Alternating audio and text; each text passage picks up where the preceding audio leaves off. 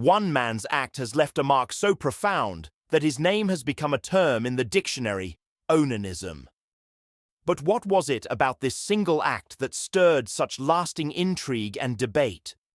Was it the act of spilling sperm during intercourse with his wife that angered God so deeply?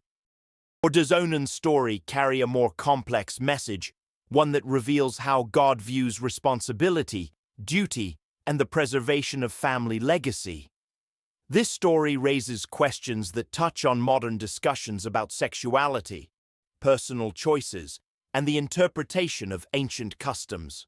Could Onan's actions offer insight into how the Bible perceives issues like masturbation, or is there a deeper, layered meaning? As we dive into this story, let's set aside modern assumptions and explore it as it was meant to be understood in its time, drawing lessons that still resonate with us today.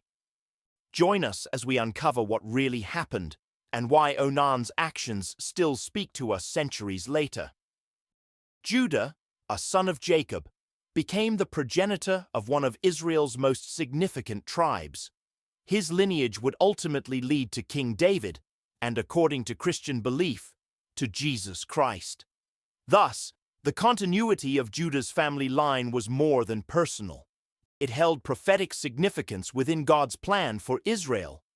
In Genesis 38:6-10, Judah got a wife for his firstborn, named Tamar. But was wicked in the Lord's sight, so the Lord put him to death. Judah then instructed his second son, Onan, to fulfill his duty as a brother-in-law by sleeping with Tamar to raise offspring for his deceased brother. However, Onan knew the child would not be considered his, so whenever he slept with Tamar, he deliberately spilled his semen on the ground to avoid providing an heir. This act displeased God, who also put Onan to death. The ancient practice of levirate marriage was a divine institution designed to preserve a deceased man's name and inheritance.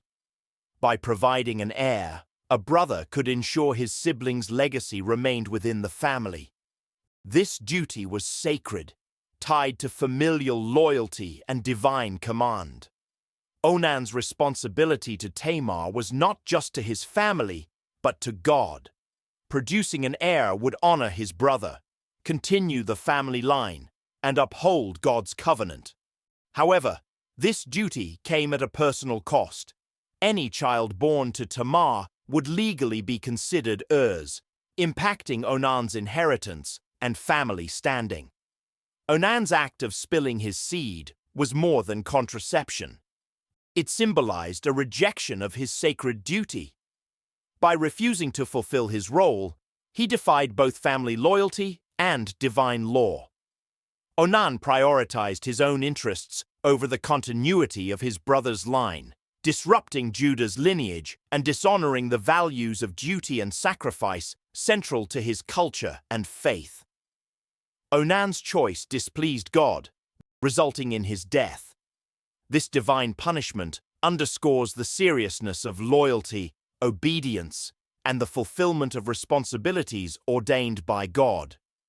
Onan's story serves as a cautionary tale about the spiritual weight of our choices, especially when they intersect with divine obligations. Onan's story has often been cited in discussions about contraception. However, the primary issue was not the act itself, but Onan's refusal to fulfill his familial and divine obligation. His symbolic rejection of his brother's lineage went against the social and religious structure of his time, emphasizing obedience and respect for divine ordinances over personal convenience. Onan's refusal to provide an heir obstructed a divine plan that would shape history. Judah's lineage would lead to King David and, ultimately, the Messiah. Onan's actions reveal how personal choices can have far-reaching consequences, affecting not only one's immediate family, but also a larger spiritual narrative. Tamar's story is one of resilience and unwavering commitment to her family's legacy. After Onan's death, she was left vulnerable, still without an heir. When Judah delayed marrying her to his youngest son, Shelah, Tamar took matters into her own hands.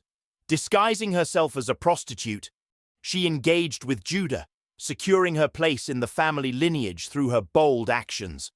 Tamar's determination ensured the birth of Perez and Zerah, securing the continuity of Judah's line and fulfilling a divine plan.